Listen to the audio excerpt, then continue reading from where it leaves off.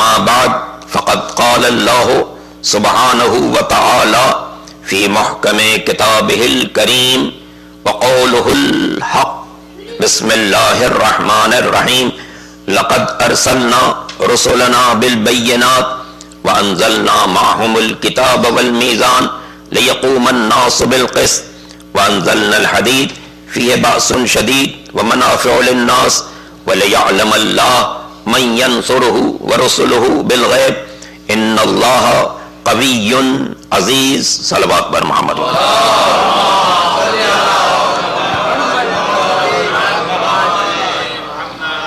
سورہ مبارک الحدید قرآن مجید کے سوروں میں سے اس کا نمبر 57 ہے اور اس کی آیت نمبر 25 جس کی تلاوت کی سعادت حاصل کی گئی. ارشاد قدرت ہے لقد ارسلنا رسلنا بالبینات، یقیناً ہم نے اپنے پیغمبروں کو معجزات اور روشن نشانیوں کے ساتھ بھیجا، ان کے ساتھ ہم نے کتاب بھی اتاری، میزان دی، لیقوم الناس بالقسط تاکہ بنی نوع انسان عدل پر قائم رہیں. وانزلنا الحدید فیہ بأس شدید، اور ہم نے ایک خاص لوہا اتارا، اس میں بنی نوع انسان کے لیے منفعت بھی ہے اور بڑی طاقت بھی ہے. ولیعلم اللہ، اور اس لیے بھی کہ اللہ دیکھنا چاہتا ہے من ینصرہ ورسلہ بالغیب، کون ہے جو اللہ کی بھی مدد کرنے والا ہے اور اس کے پیغمبروں کی بھی مخفی طور پر مدد کرنے والا ہے. ان اللہ قوی عزیز، یقیناً اللہ صاحب قوت بھی ہے، صاحب عزت بھی ہے. درود پڑھ لیں محمد.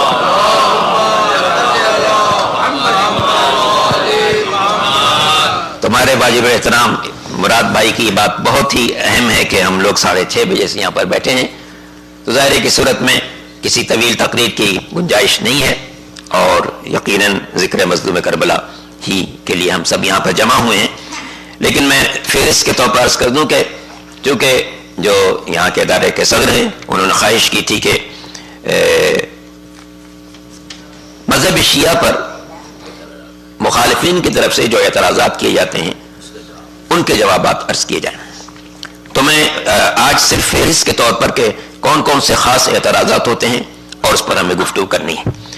لیکن ظاہر ہے کہ وقت زیادہ ہو چکا ہے، تو میں اس سلسلے میں گفتگو کا آغاز اس حساب سے کروں گا کہ آپ کا زیادہ وقت نہ لوں اور ہمارے محترم کی بات بھی پوری ہو جائے. تو یہ ویسے تو ان کی طرف سے ہم پر بہت سارے اعتراضات ہیں، ہمارا وجود ہی ان کو برداشت نہیں. سمپل بات یہ ہے کہ ان کو ہمارا وجود برداشت نہیں ہے.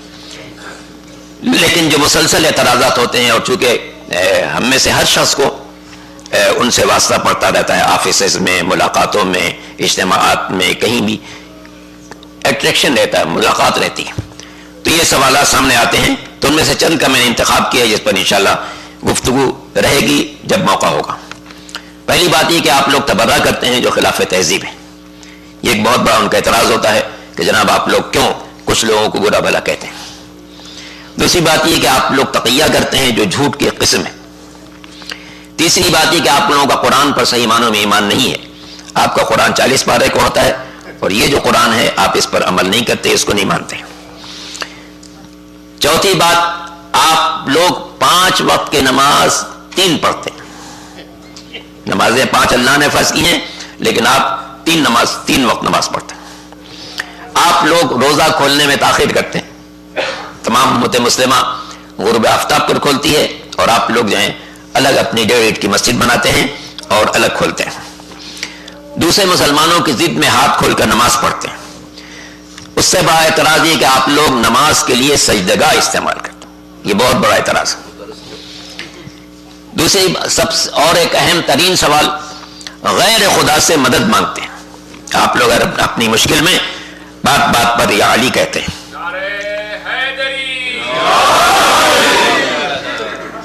ایک اعتراض یہ بھی کرتے ہیں کہ جناب آپ لوگ بزرگان دین کی قبر پر جاتے ہیں اور اس کا طواف کرتے ہیں جو شرک و بدعت ہے.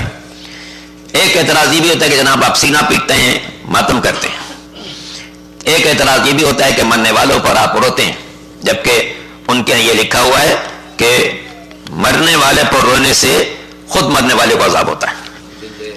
جی ہاں، تو یہ سب باتیں ہیں جو ان کی طرف سے ہم پر مسلسل کہی جاتی ہیں اور ان پر انشاءاللہ گفتگو کا سلسلہ رہے گا، تاکہ بہت سی باتیں کہ جو ہمارے مذہب میں نے اس دن بھی بات عرض کی تھی اور آپ کے اذہان علیہ محفوظ ہوگی کہ ہمارے مذہب کا کوئی ایسا عقیدہ نہیں ہے، کوئی ایسا عقیدہ ہمارے مذہب کا نہیں ہے کہ جس کی تائید قرآن کی آیات نہ کرتی ہوں، برادران اہل سنت کے ارشادات نہ کرتی ہوں۔ وہ توحید ہو، عدل ہو، نبوت ہو، امامت ہو، قیامت ہو، نماز ہو، روزہ ہو، حج ہو، زکوٰۃ ہو، خمس ہو، جہاد ہو، امر بالمعروف ہو، نہی عن المنکر ہو، تولا ہو یا تبرع ہو، کوئی ان میں ایسی چیز نہیں ہے کہ جس کی تائید قرآن کی آیات بھی کرتی ہوں اور برادران سنت کی کتابوں سے بھی اس کے شواہد موجود ہیں۔ ہمارے عقیدے میں کوئی ایسی بات نہیں۔ سرکار قائم آل محمد امام زمان عجل اللہ تعالیٰ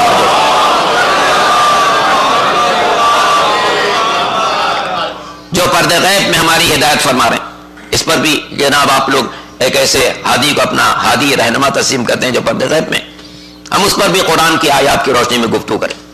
اس پر بھی اعتراض ہوتا ہے کہ جناب کوئی شخص اتنے عرصے تک کیسے زندہ رہ سکتا، ہم اس کو بھی قرآن آیات کی روشنی میں گفتگو کریں کہ کیسے ایک انسان جو ہے وہ اتنے عرصے تک زندہ رہتا۔ یہ روایات بھی موجود ہیں کہ جب سرکار قائم آل محمد امام زمانہ عجل اللہ تعالیٰ فرجہ تشریف لائیں گے تو ان کا سن تقریباً 40 سال ہوگا۔ وہ کیسے ہو سکتا ہے جناب، جو انسان سینکڑوں برس سے زندگی گزار رہا ہے، ٹھیک ہے ہماری نگاہوں سے مخفی ہے مگر سینکڑوں برس سے زندگی گزار رہا ہے، کیسے ہو سکتا ہے کہ وہ دیکھنے میں جوان نظر آئے؟ عجیب بات ہے کہ قرآن کی ایک آیت ایسی ہے، قرآن کی چند آیتیں ایسی جن میں ایک آیت تو یہ جو امام کے طول عمر کی نشاندہی کر رہی ہے، اور ایک آیت ایسی ہے جو واضح کر رہی ہے کہ امام جس وقت تشریف لائیں گے وہ جوان ہوں گے، اور اس کی مثال بھی قرآن میں موجود ہے۔ درود پڑھ لیجیے محمد علیہ۔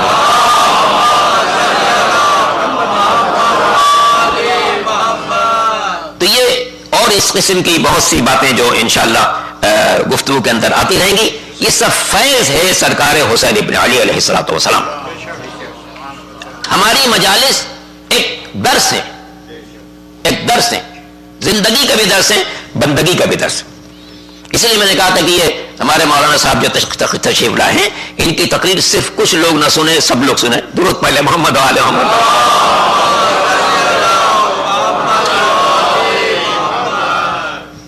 چونکہ یہ مجالس در حقیقت سرکار سید الشہداء کی فتح کا اعلان ہے جو ساری دنیا میں ہر سال کیا جاتا ہے۔ وہ غیر ہیں جو اس ذکر کو چھپانا چاہتے ہیں، مگر ان کو یاد رکھنا چاہیے کہ پھونکوں سے یہ چراغ بجھایا نہ جائے، بلکہ فانوس بن کے جس کی حفاظت ہوا کرے، وہ شمع کیا بجھے جسے روشن خدا کرے۔ مولا کائنات امیر المومنین علی ابن ابی طالب علیہ السلام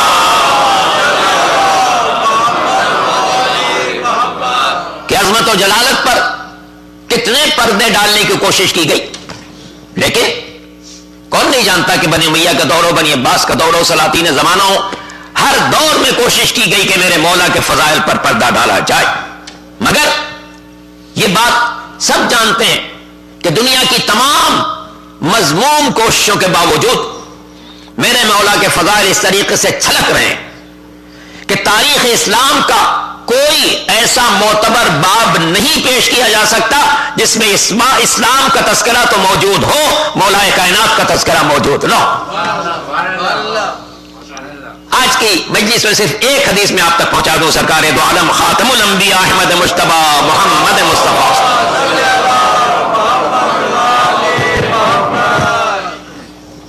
اس سے ملتی جلتی ایک حدیث سب کی جانی پہچانی کہ سرکار دو عالم نے فرمایا یا علی انت منی بمنزلت ہارون من موسیٰ، اے علی تم میرے لیے ایسے ہو جیسے ہارون موسیٰ کے لیے تھے، الا انہ لا نبی بعدی، فرق یہ ہے کہ میرے بعد کوئی نبی نہیں ہوگا، کہ ہارون جس طرح سے موسیٰ کے بھائی بھی، وصی بھی، وزیر بھی، جانشین بھی، علی تم میرے بھائی بھی، وصی بھی، وزیر بھی، جانشین بھی۔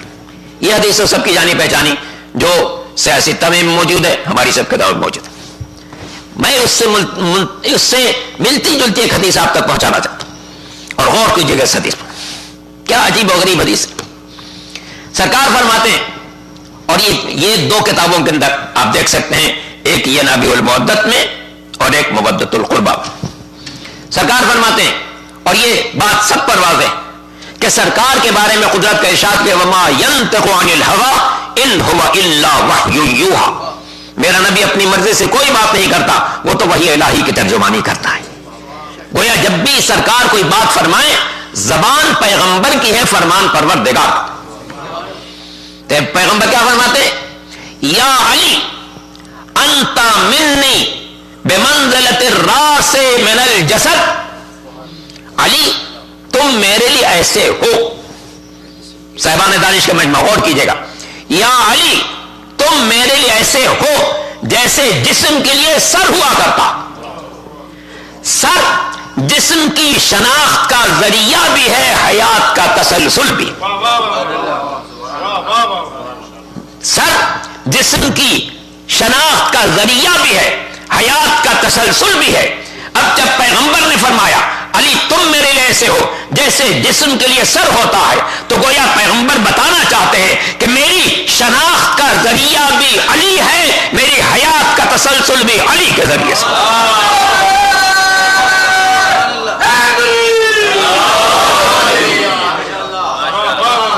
میری شناخت کا ذریعہ بھی علی ہے، میری حیات کا تسلسل بھی علی ہے، اور مالک کا کرم ہے کہ اس نے ہمیں علی اور اولاد علی سے وابستہ قرار دیا۔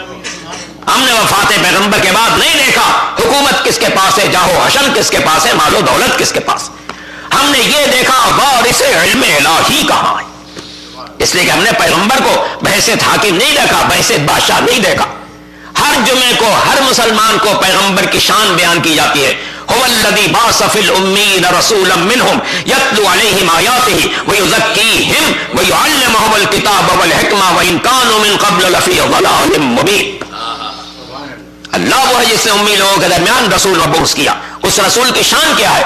اس رسول کی شان یہ ہے یتلو علیہم آیاتہ، ان کے سامنے آیات الہی کی تلاوت کریں گے، یزکیہم ان کے نفسوں کو پاک و پاکیزہ کریں گے، انہیں کتاب کی تعلیم دیں گے، انہیں حکمت کی باتیں بتائیں گے۔ کتنے تعجب کی بات ہے، دنیا والے کہتے ہیں جناب فلاں صاحب کے زمانے میں فتوحات اتنی زیادہ ہو گئی، فلاں صاحب کے زمانے میں بیت المال اتنا مستحکم ہو گیا، فلاں صاحب کے زمانے میں حدود سلطنت اتنی وسیع ہو گئی۔ ہم ان سے پوچھنا چاہتے ہیں اگر اللہ نے اپنے پیغمبر کو بادشاہ بنا کر بھیجا ہوتا، ہم یہ تلاش کرتے وفات پیغمبر کے بعد بادشاہت کون کر رہا؟ اگر اللہ نے اپنے رسول کی شان یہ بیان کی ہوتی کہ وہ بیت المال کو مستحکم کرے گا، تو ہم یہ تلاش کرتے وفات پیغمبر کے بعد بیت المال کو مستحکم کون کر رہا؟ اگر اللہ نے اپنے نبی کی شان یہ بیان کی ہوتی کہ وہ ممالک کو وسعت عطا کرے گا، زمینوں کو فتح کرتا پھرے گا، تو ہم یہ تلاش کرتے ہیں وفات پیغمبر کے بعد ممالک کو فتح کون کر رہا؟ مگر اللہ نے اپنے نبی کی 4 خصوصیات بیان کی ہیں، آیات الہی کی تلاوت کرے گا، نفسوں کو پاک و پاکیزہ کرے گا، کتاب کی تعلیم دے گا، حکمت کی باتیں بتائے گا۔ اب نبی کا جانشین برحق وہی تو ہوگا جو نبی کے بعد نبی کے لہجے میں آیات الہی کی تلاوت کر رہا ہو، نفسوں کو پاک و پاکیزہ کر رہا ہو، کتاب کی تعلیم دے رہا ہو، حکمت کی باتیں بتا رہا ہو، منبر پر اعلان کر رہا ہو آؤ دنیا والو قرآن کی باتوں کو مجھ سے پوچھو، میں جانتا ہوں کون سی آیت دن میں نازل ہوئی، کون سی رات میں نازل ہوئی، کون سی سفر میں نازل ہوئی، کون سی حضر میں نازل ہوئی، کون سی جنگ میں نازل ہوئی، کون سی امن میں نازل ہوئی، کون سی میدانوں میں نازل ہوئی، کون سی پہاڑوں پر نازل ہوئی، کون سی محکم ہے، کون سی متشابہ ہے، کون سی مجمل ہے، کون سی مبین ہے، کون سی مجاہدین کے بارے میں، کون سی منافقین کے بارے میں۔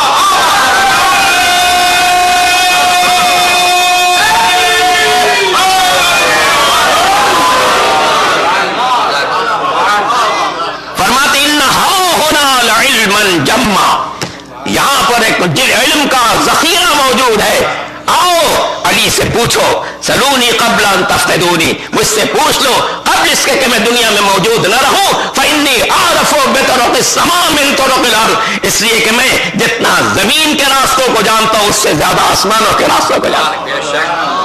کون ہے اس کائنات انسانی میں، کون اس کائنات انسانی میں جو یہ کہہ سکے کہ میں جتنا زمین کے راستوں کو جانتا ہوں اس سے زیادہ آسمانوں کے راستوں کو جانتا ہوں؟ سرکار دو عالم کے ایک حدیث سے اس پر غور کیجیے گا، اور اسی کو میں اختتام کلام قرار دیتا ہوں۔ پوری کائنات میں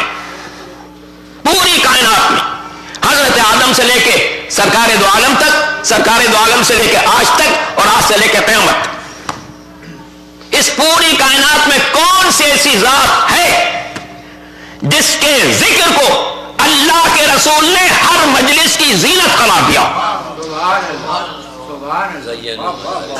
اس پوری کائنات میں حضرت آدم سے لے کے خاتم تک، خاتم سے لے کے آج تک، آج سے لے کے قیامت، کون سی ایسی ذات ہے جس کے ذکر کو سرکار دو عالم نے ہر مجلس کی زینت قرار دیا؟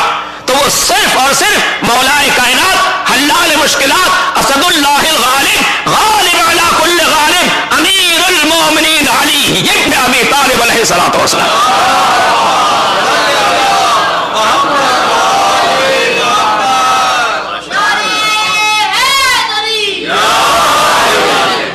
کی ذات ہے جن کے لیے پیغمبر نے فرمایا زینوا مجالسکم بذکر علی ابن ابی طالب، اپنی مجلسوں کو زینت دو علی ابن ابی طالب کے تذکرے سے. فإن ذکرہ ذکری وذکری ذکر اللہ وذکر اللہ عبادت. علی کا ذکر میرا ذکر ہے، میرا ذکر اللہ کا ذکر ہے، اللہ کا ذکر عبادت ہے. کتنی عظیم عبادت ہے جس کے لیے ہم جمع ہوئے ہیں.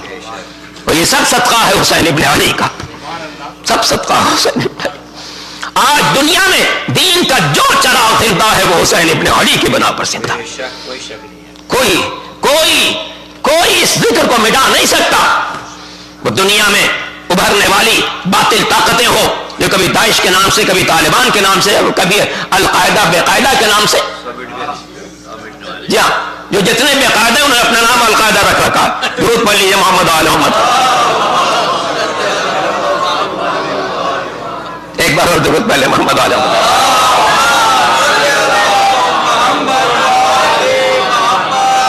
ان لوگوں کو یہ ذکر بہت کھلتا ہے، ہماری مجلسیں بہت کھلتی ہیں، ہمارا ماتم بہت کھلتا ہے، ہمارے جلوس بہت کھلتے ہیں. مگر ان کو یاد رکھنا چاہیے کہ انسان کو بیدار تو ہو لینے دو، انسان کو بیدار تو ہو لینے دو. ہر قوم پکارے گی ہمارے ہیں حسین. اگر آپ آج سے 30-40 برس پہلے کے حالات پر غور کریں، دنیا میں شاذ و نادر کہیں کہیں، اس مغربی دنیا میں خاص طور سے کہیں کہیں مجالس کا سلسلہ ہوتا. چند امام بارگاہیں اس پورے یونائٹڈ اسٹیٹ میں تھی. لیکن الحمدللہ وقت کے ساتھ اس وقت 100 سے زیادہ امام بارگاہیں یہاں. بتائیے، مراد بھائی نے بتایا 300. اللہ اکبر. جب میں پہلی مرتبہ 1987 میں کینیڈا گیا تو ٹوٹل 3.5 امام بارگاہیں پورے کینیڈا میں تھی. 3.5 تھی، 3 باقاعدہ اور ایک صاحب کے گھر میں. درود پہلے محمد آل محمد. جا ایک صاحب اپنے گھر میں مجلس کرتے ہیں، وہ الحمدللہ بھی ہے. تو 3.5 تھی. الحمدللہ آج سینکڑوں امام بارگاہ وہاں پر، اور ہر قوم کی. اسی طرح اگر آپ یورپ جاتے، آج سے 40-50 برس پہلے آپ یورپ جاتے، ڈھونڈنا پڑتا کہ کہاں مجلس ہو رہی ہے، کہاں کوئی امام بارگاہ ہے. لیکن آج یورپ کا کوئی قابل ذکر شہر نہیں ہے جہاں متعدد اللہ خانے نہ ہو، مجالس نہ ہو، جلوس نہ ہو، ماتم داری نہ ہو. یہ سب صدقہ حسین ابن علی کا، اور کوئی مٹا نہیں سکتا. اس لیے کہ مجلسوں کی بنیاد ثانی زہرا جناب زینب کبریٰ سلام اللہ علیہ.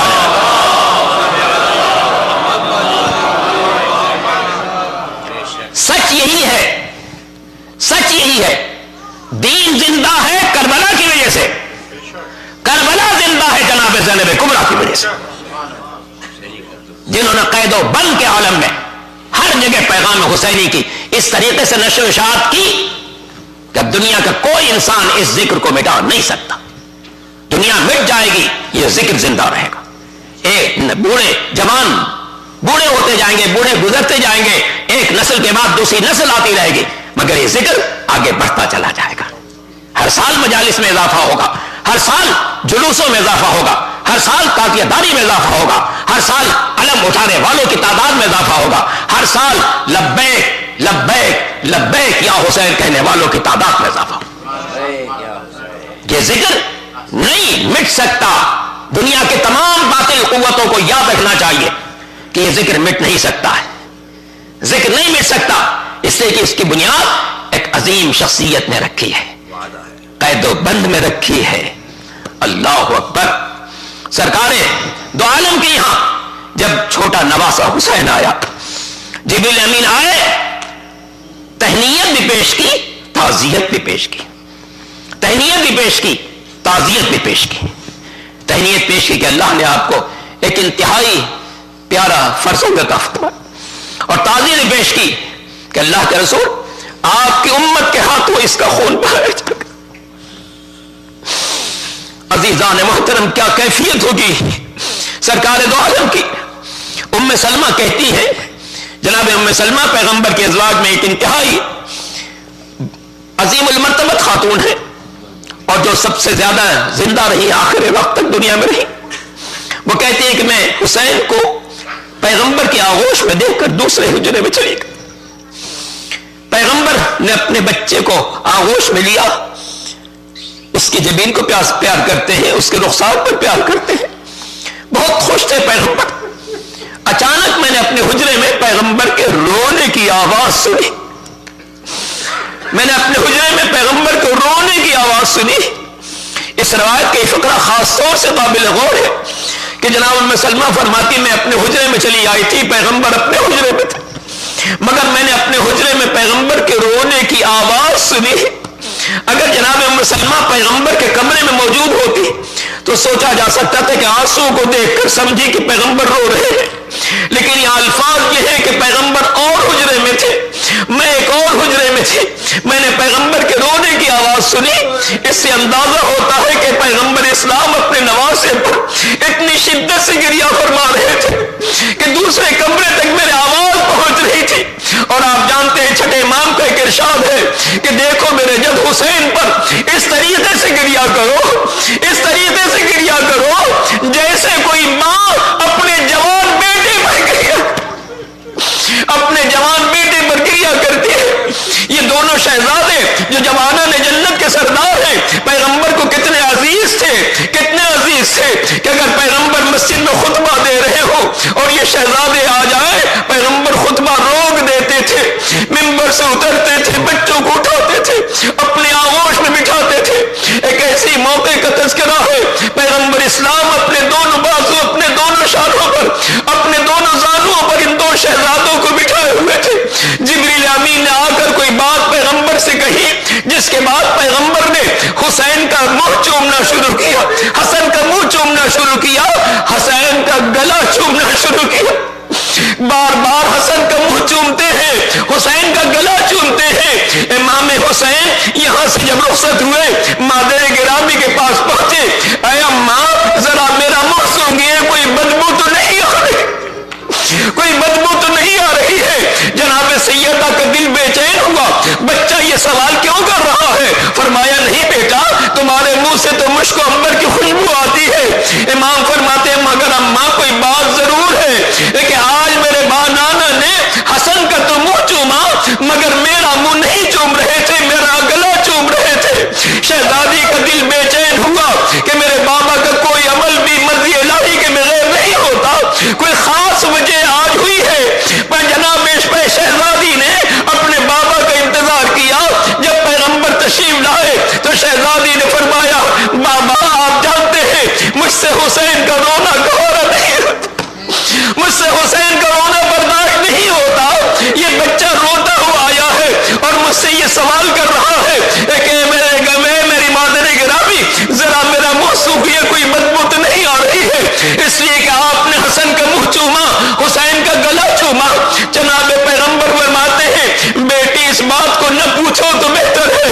رب تو جناب سیدہ کو اور بے چینی ہوئی، کوئی ایسا راز ہے جو ماں کو بتانا دشوار نظر آ رہا ہے۔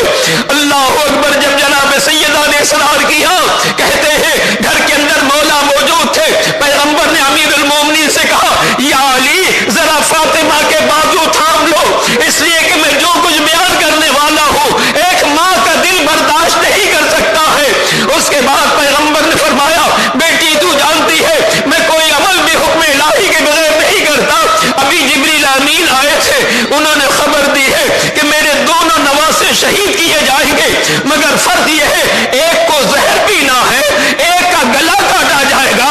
اے بیٹی میرے جس نواسے کو زہر پینا ہے میں نے اس کے لب چومے ہیں، اور جس کا گلا کاٹا جائے گا میں نے اس کا گلا چوما ہے، تاکہ جب حسن زہر پیے تب بھی دنیا کو معلوم رہے ان لبوں کو حسین رسول